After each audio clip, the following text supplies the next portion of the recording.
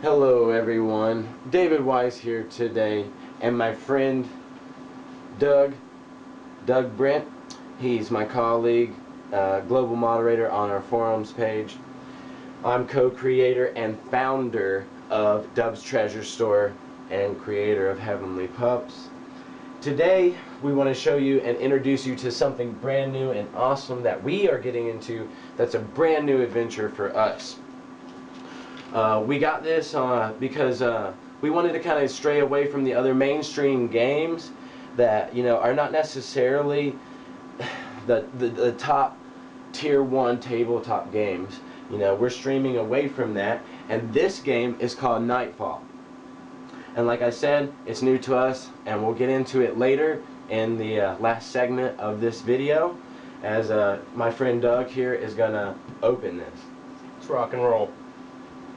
Okay, so basically, when I say the mainstream, I think the three mainstream to me are, the Magic the Gathering boxes. We have so much Magic the Gathering, Yu-Gi-Oh, Pokemon, and we get into Warhammer. Those are, the Warhammers are also our great, hobby for us, because we love the lore. The models, they are the best toy soldiers in the world. So, oh, look how beautiful this is. Wow. So, this is going to be a new adventure that we want you to follow us on, because we are going to give you the most updates, the recent reviews, tips, tricks, and strategies on all of the secrets, because I've heard so much bad talk about this game and so much good reviews. So, I want to bring the masses the truth. And through that, you will see, we will have documentation of the videos. And it's not, the best original, werewolves versus vampires, but to us, I think this will be a new we're compartmentalizing new games, and I think this is our very first specialty games in that compartment. So guys, you need to have your ears peeled and your eyes open to new horizons on these videos, because this is only the start as we get into NiteFall. Good luck. Hello, this is Doug Brent here with Dub's Treasure, and this is segment 2 of our NiteFall installment. And I'm going to read the back of the box for you so that you know a little bit about the game. It was created by David Gregg, and it's an AEG company. And yeah, they had posted some AEG games before, and I think they had mixed reviews, and more or less they were bad. And hey guys, by the way, I'm Dub. On behalf of Dub's Treasure Store, I'm here with you too. Alright, it says, when daylight left the earth, people wondered how life would go on. When the creatures of the night openly claimed the world as their own, people wondered if life would go on. NiteFall is an intense, competitive deck-building game where players marshal the creatures of the night and those humans who combat them. Each player strives to seize the power to rule, draft your cards wisely, chain together combinations, and destroy your opponent's minions and conquer the night. Yeah, and that would lead us back into us, like we were saying, we love all tabletop, and especially trading card games.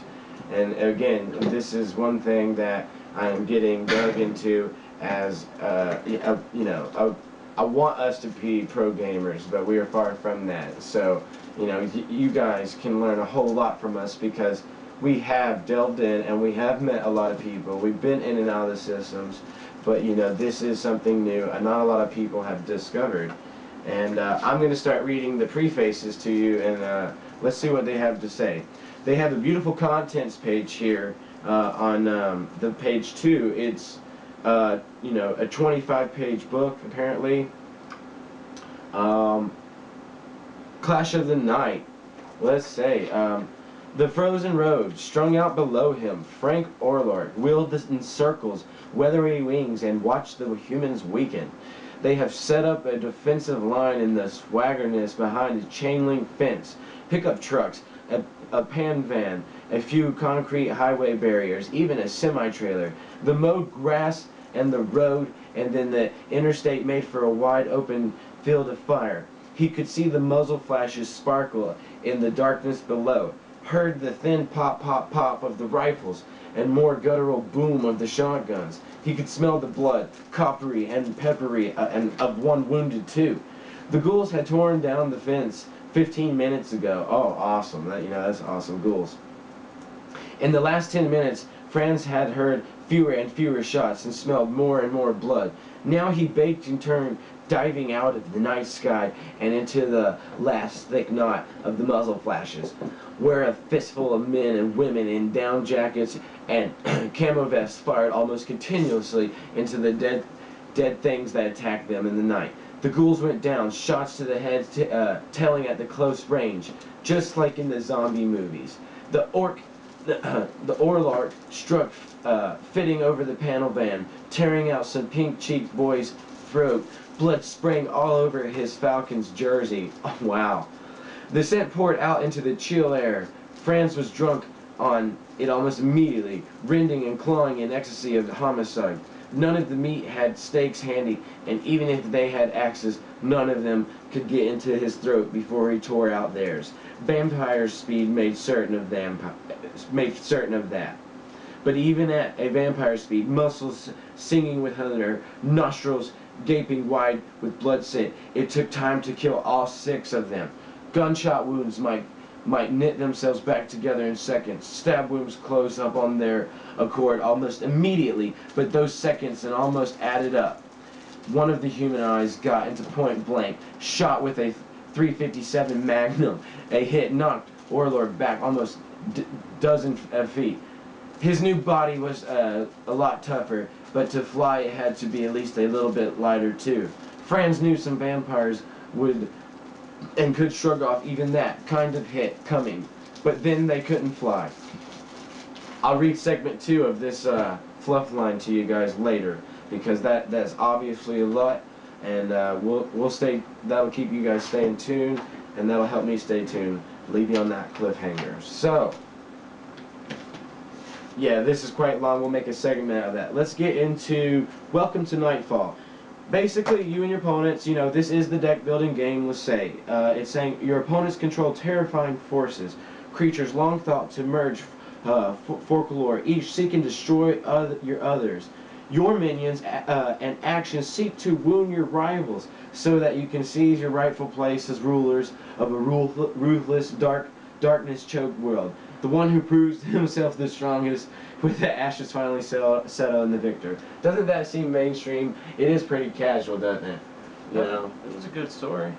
Well, I mean, I see the cards here. They have, they have decent artwork. It reminds me of the Marvel Masterpiece cards and sets from like the Tomb Raiders. But obviously we have quite a few decks here that are. It looks like the humans, and like there's the vampires, and these are the werewolves, but they're called lycanthropes, obviously. So let's see, how they do it. I think on the back had it best.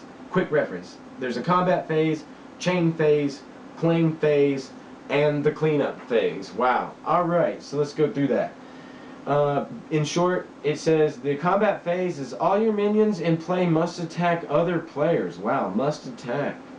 After attacks are resolved, discard your minions in play. Sounds a lot like Pokemon, like discarding your energy cards off, the creatures when you're doing the certain attacks that especially tell you to take off multiples.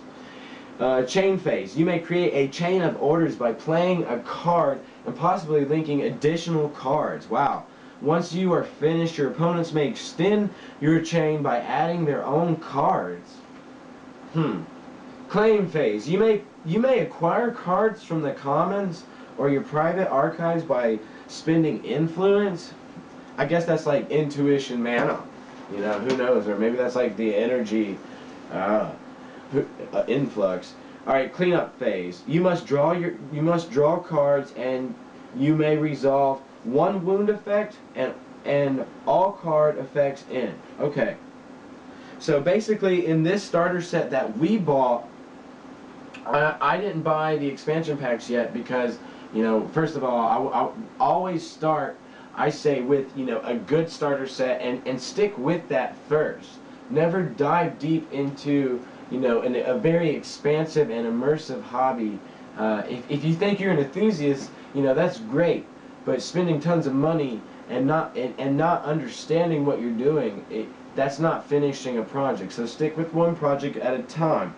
The list is starting minions with Bad Smoke.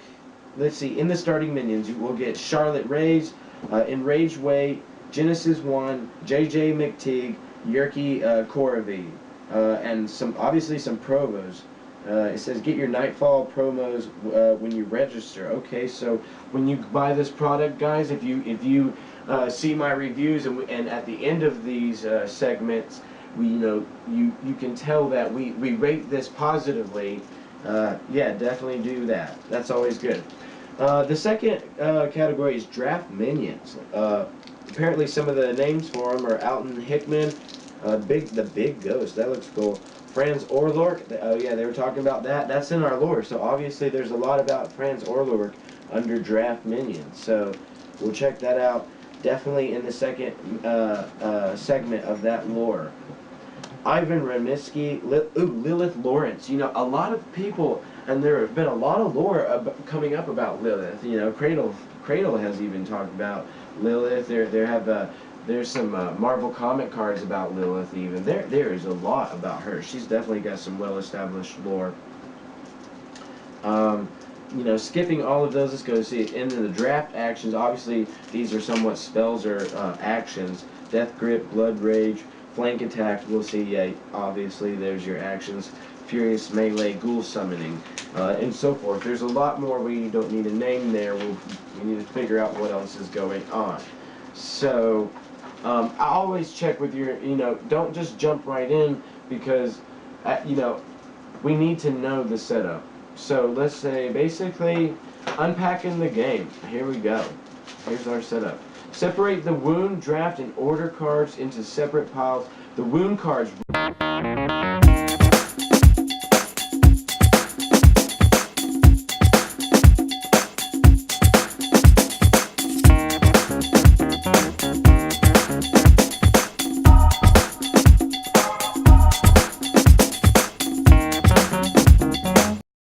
Doug again, Dub's Treasure. We are back from our break, and I am going to explain taking a turn in the game.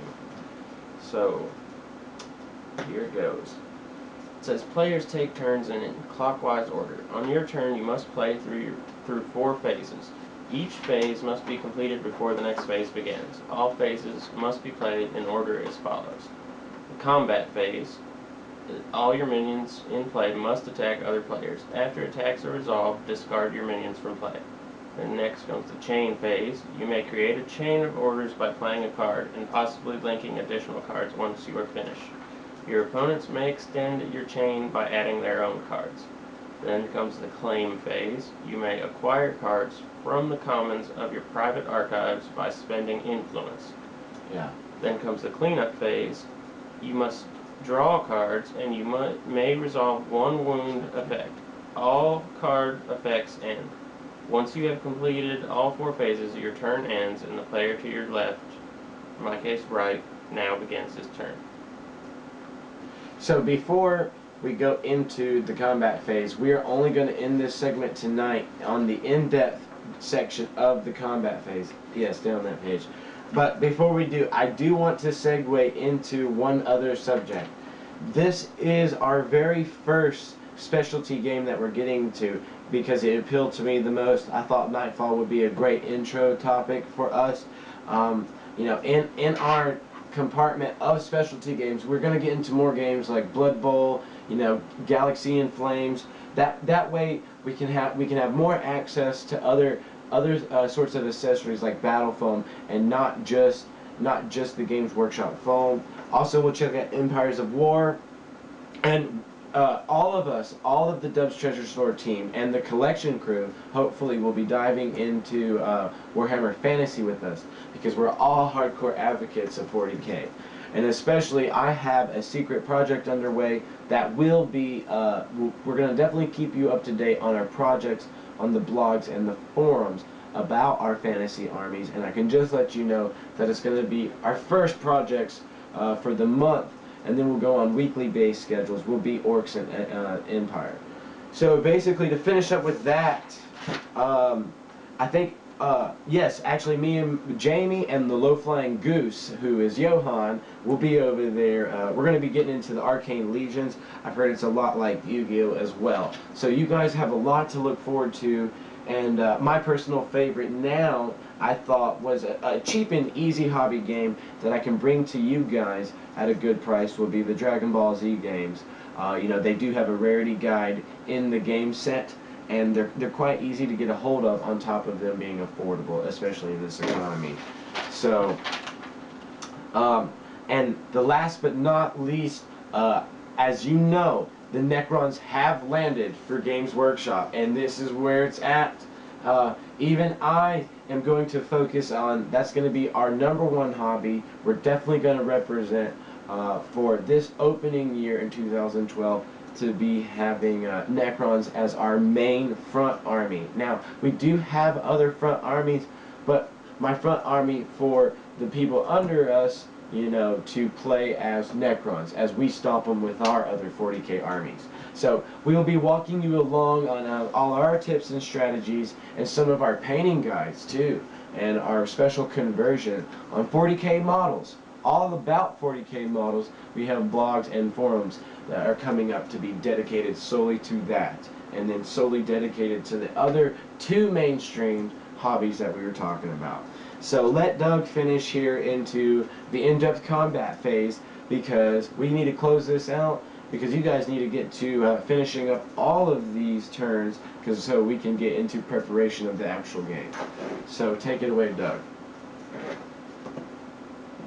Alright, this is more in depth about the combat phase.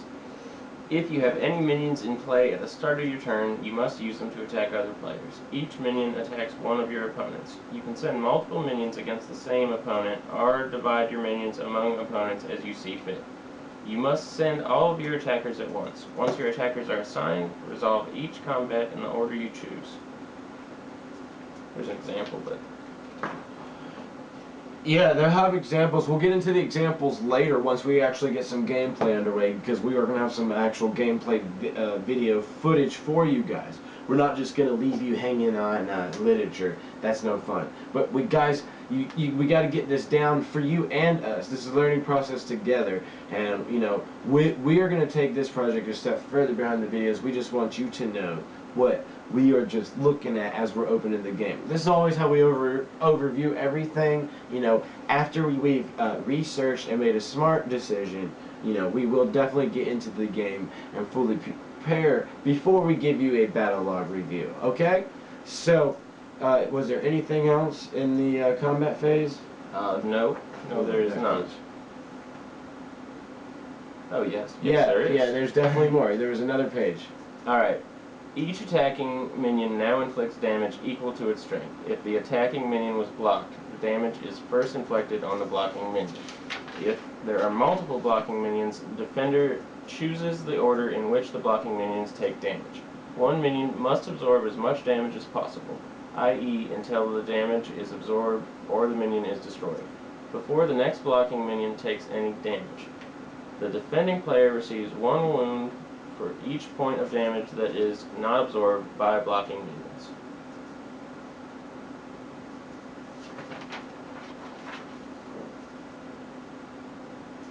That's it, except for another... What about, is there damaging for the actual minions and players? What about damaging players? Yeah. You have to damage the blocking minions or destroy them before you even hurt the player. And it looks like they do actually have an action for... they actually have a demonstration for the action. It looks a lot like tapping in Magic. So, what is the description for damaging the actual players? Read that. Alright, players do not have health. Instead, wound cards represent the damage a player suffers during the game. When damage is inflicted upon you, you receive 1 wound card from the top of the wound stack for each point of damage. You always place wound cards on top of your discard pile.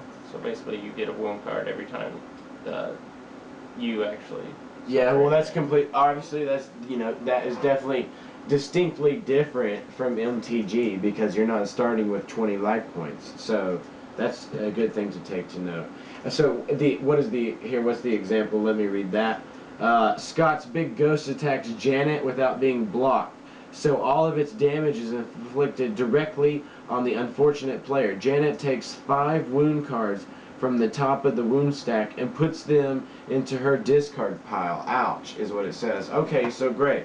You know, basically, alright, so, you know, this reminds me a lot of, like, the birthing pod decks that we will display also in my YouTube channel for Magic the Gathering, or especially, like, proliferate decks that are proliferating poison counters, or they're proliferating other kind of counters on creatures and players. That sounds so similar to like that. So see, guys, we will reveal these, you know, mechanics that are widespread mechanics, or we'll reveal you these underrated cards that, you know, will make a cheap, this is a very cheap game that, you know, we got into, and hopefully you will see by the cheapness how much fun we had after we're going to overanalyze it for you. So hopefully you guys can see how our overanalyzation will help you to simplify and just jump right into this game. So for tonight on that segment, that is great, and we will be picking back up after our break on, obviously, we got to go back to the claim phase. So, the chain phase, sorry. So, chain phase is pretty in-depth, and then the claim phase. And those are 2 interesting phases. They do sound interesting. So, after we read these phases out, and we test play this entire game out ourselves, we might make some raw footage for you, but we're going to make some solid footage for you guys that will show concrete examples to these rules and gameplay mechanics, so you won't just have, you know, the words. Alright, I appreciate you guys staying here.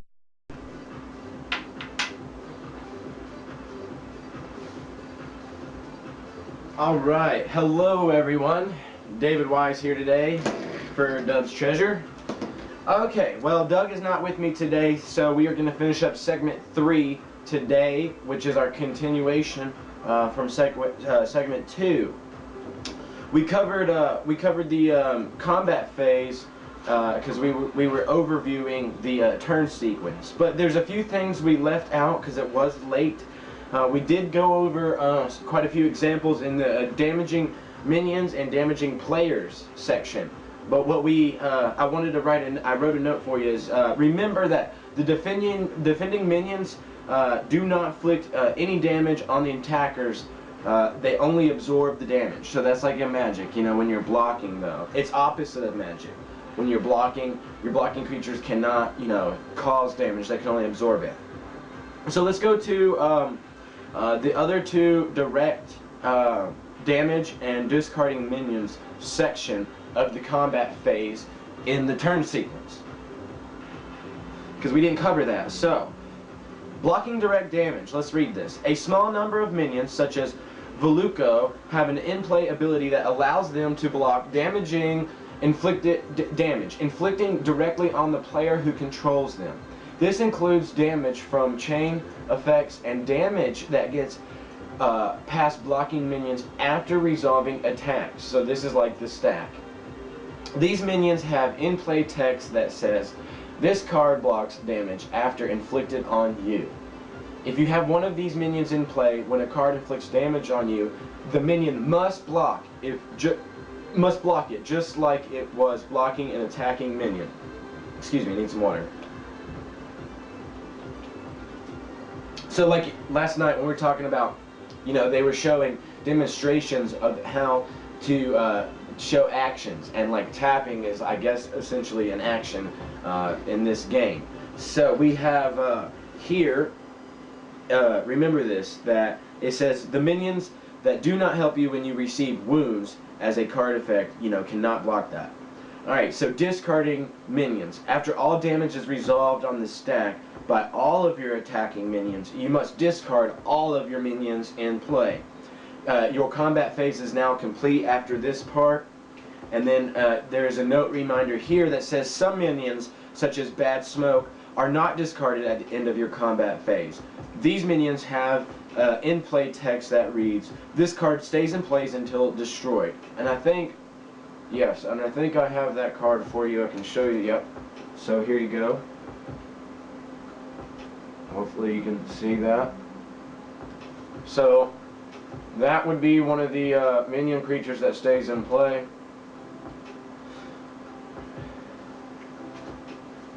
So let's finish up this turn sequence. Let's go into the chain phase.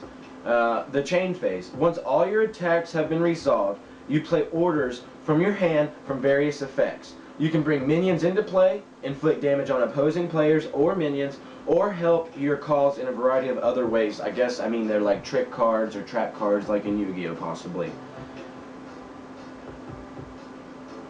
So, chaining cards. Order cards are played from players' hands to form a chain. A chain is one or more cards played in a sequence. At the beginning of your chain phase, you can play any one card from your hand for free without restriction. Okay? So this is called starting a chain. I guess, you know, like it's just going to be like, oh, I'm going to be adding a spell to the chain sequence, or I'm going to be adding an instant to the stack in Magic. You can add more cards to the chain, but each card you play must link to the latest card played in that chain.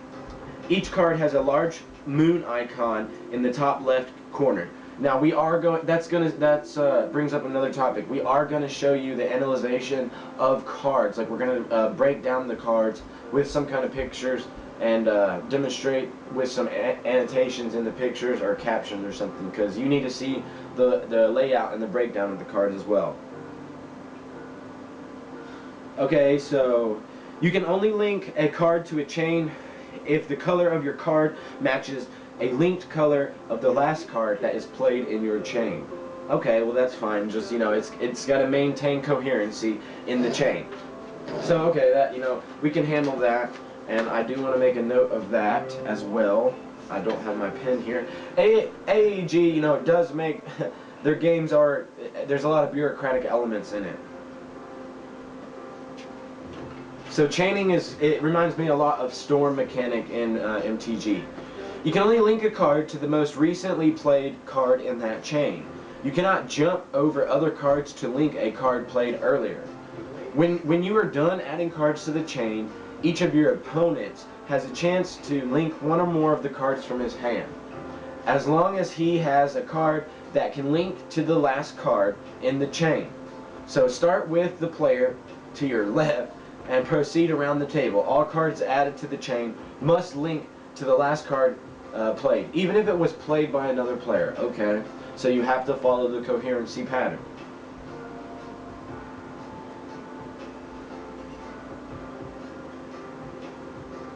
Okay, so each player only has one opportunity to link a card in the chain. Each opponent may only link as many cards as they like, following the requirements for linking a card to the chain. After each player has had a chance to play cards, the chain is complete. Let's see.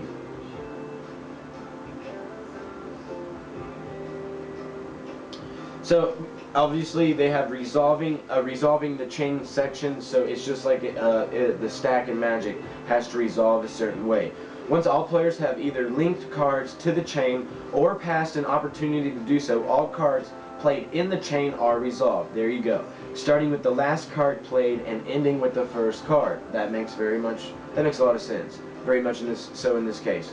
Remember, last in, first out. Just like in shipping. Okay, so start with the very last card linked to the chain, regardless of which player played the last card. Follow the chain text, only the card fully. The text begins with chain or your chain. Remember that your chain effects only happen if the card was played by the person who started the chain. Okay? When an action is resolved, place it on top of the owner's discard pile. When a minion is resolved, place the minion into play in front of its owner. Minions in a chain are not in play until after the card resolves. This means that all card effects and minions cannot target a minion card that is still part of the chain. So the minions in the chain have to resolve before you can have any ability or spell cards that affect minions. Okay, I understand that. After the last card played has been resolved, move on to the next card in the chain, continuing resolving cards in the reverse order that they were played, going back around the table counterclockwise. So that you start left, so you end it counterclockwise, until each player has finished resolving each of the cards they played. Okay, so apparently they have kicker cards, like, you know, the kicker mechanic probably not necessarily works exactly like the kicker mechanic on Magic the Gathering cards, but kickers. Most orders show a kicker at the bottom. A color is shown to the top. Alright. I think we got disconnected, gentlemen, ladies and gentlemen, because I think the battery died. So, Dub here with Dub's Treasure again. Like I said, Doug's not with me, but we need to finish this. So, we left off with the kickers. Let's jump right back into it. So, when I was showing you the card, the icons, the icon colors that you match on the stack, you need to remember that. So, here, that is where we left off, and here's where we are. Kickers. Most orders show a kicker at the bottom. A color is shown to the left of the kicker text. If you link an order directly from a card of the color shown next to the kicker text, you receive the kicker bonus when the card resolves, even though the card you linked has not yet resolved. Okay, so that's what we were talking about. And what I wanted to follow you up on this segment, because we're still in segment 3, this was the example. So, it's Janet's turn, and she starts her chain. She first plays an Alton Hickman. Alton Hickman has red and green colors. 2. Then she plays Furious Melee. Furious Melee has a red card, so it can be linked to the Alton Hickman. Furious Melee has purple and yellow link colors. So, that's a lot to keep up with. 3. Janet decides not to add any more cards to her chain. So, I guess she's finishing her stack. She's finishing her adding to the stack. Scott, sitting to the left of Janet, adds a shock and awe card to Janet's chain. It's a purple card, so she can link it to the Furious Melee. 5. Scott decides not to play any more cards. Alright. Brad declines to add any cards. And then it says, now the chain is complete, and the cards have resolved in reversed order. 1. Scott's Shock and Awe resolves first. He must choose a minion to take 3 damage. He would love to damage Janet's Alton Hickman. Okay, so send the 3 damage to the Hitman. Alright, but it hasn't entered play yet. He targets Brad's Zacharias Sands instead. Janet's Furious Melee card resolves next, doing 2 points of damage to each one of the player's minions. She chooses to target Scott's minions. Wow, okay. Okay, so 3. Since Furious Melee was linked to a white order, Alton Hickman, Janet gets to use Furious Melee's kicker effect. She immediately exiles 2 cards from Scott's Shock and Awe archive. 4. Alton Hickman finally resolves and comes into play. Okay, so her Hitman finally comes into play. And then Janet places the Alton Hickman card upright on the table in front of her. Alright, well, so now we have us explaining an example, and then we are going to make our own example and show you this. So, join us after that, and the next thing we're going to segue into is the claim phase, and then there's the cleanup phase, and that ends. So we need to cover that fast and quickly so we can start. So first of all, let's finish the claim phase, and finish by introducing you guys to the claim phase. In this turn of your phase, you may claim cards from your private archives and the commons. You cannot claim exiled cards and cards from opposing private archives. However, let's see. It says, in order to claim a card, you must spend influence. I guess that's like your intuition, your mana, whatever. You start each of your turns with 2 points of influence. You can earn additional influence from some card effects. You can also discard cards from your hand during your claim phase. Each card you discard gives you 1 point of influence. note that this is not. We need to, you need to know this because that's serious. So I'm translating like this: discarding, I guess, a starting minion in this manner does not exile the card because it was never played. And I know that that's kind of confusing to me, so I'll try to make a FAQ page, or I'm going to start an FAQ database, and hopefully I'll address that in there. And I'm going to start storing that in our forums page. So that's why that's so important. You can discard cards even if you do not intend to spend the influence earned. Wow. This is a method of discarding unwanted cards from your hand. The influence you must spend to claim a card is shown to the right of the card's name.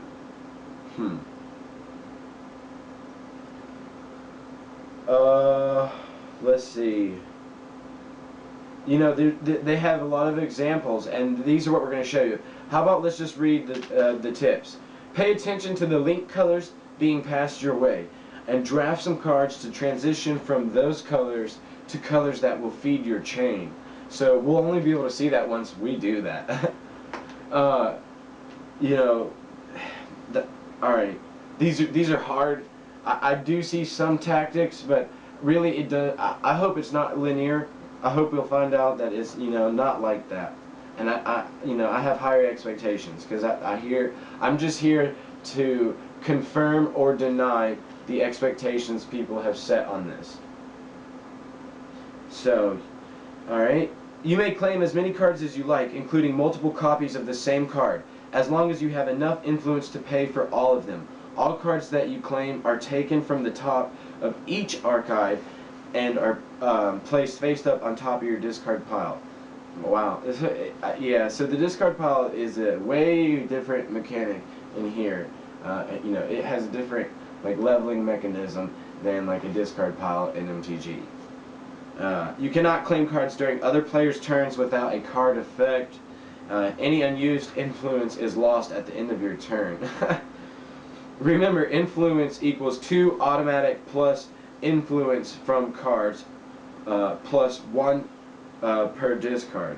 So okay, so let's say you have the influence card from effect. You'll get the 2 automatic, and then most of the time it seems like you're going to be discarding a minimum of 1 to 2 cards. So let's just say 1. That's 3 points. And then the next is the cleanup phase. So we'll finish that up and hopefully wrap up the segment 3, and you'll join us later.